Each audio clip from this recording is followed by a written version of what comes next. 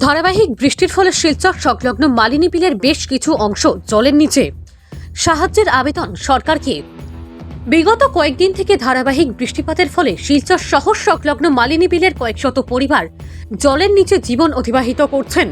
জলবদ্ধ অবস্থায় নিরুপায় জনগণেরা সংবাদ মাধ্যমের সাথে কথা বলতে গিয়ে বলেন, বিগত কয়েকদিন ধরে ধারাবাহিক বৃষ্টিপাতের ফলে তাদের ঘরবাড়ি জলের নিচে তলিয়ে যায়। এতে দুর্ভোগ পোহাতে হচ্ছে তাদের এবং অনেক মানুষ ঘরবাড়ি ছেড়ে অন্যত্র আশ্রয় নিয়েছেন। কিছু সংখ্যক লোকেরা জমা জলে আবদ্ধ অবস্থায় ঘরেই রয়েছেন, ফলে অনেক অসুবিধার সম্মুখীন হতে হচ্ছে তাদের। তাই তারা সরকার ও প্রশাসনের কাছে সাহায্যের আবেদন জানিয়েছেন। দেখেন, আমরা এর আগে স্কুলে কোনো টাকা পাইছি না, আরেকবার বিল্ডিংয়ে তোলা আছে।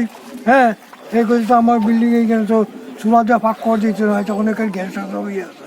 হ্যাঁ, ওখানে আমরা কী করে নিয়েও পাই মালপত্র ওখানে রয়েছে, ওখানে আরেক মাছ রাখছে মালপত্র, ওই বিল্ডিংয়ে মাছ রাখছে আমার মতো মালপত্র। হ্যাঁ, সরকার তখন কোনো কিছু দিয়ে করে পাত্তাই দেয় না কোনো কিছু। হ্যাঁ, ইলেকশন এবার এখন আমার ভোট দিলাই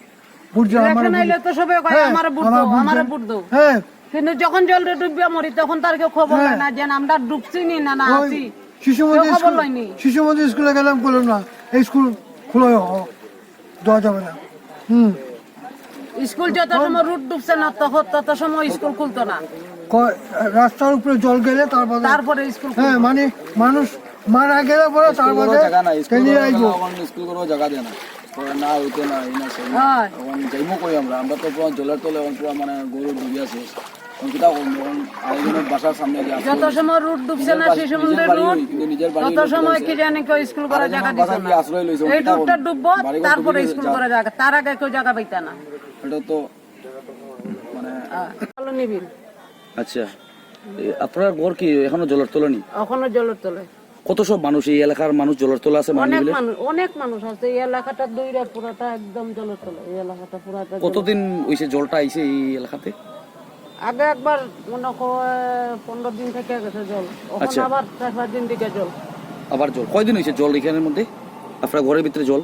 আমরা ঘরের ভিতরে মনে হয় 15-20 দিন হয়ে যাবে ঘরের ভিতরে জল।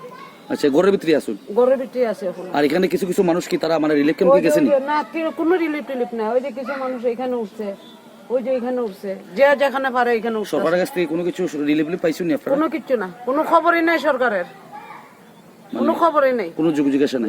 না, কোনো কিছু নাই। না, কেউ খবর লইছে না যে আমরা এখানে জলে ডুবিয়ে মরিনি না আসিনি, কিরকম বাস্তবে করি, আর এটার কোনো খবর নাই। আপনারা কি এখন নিজের পয়সা দিয়ে খাওয়া দাওয়া করেন? আমরা সব নিজের পয়সা দেয়।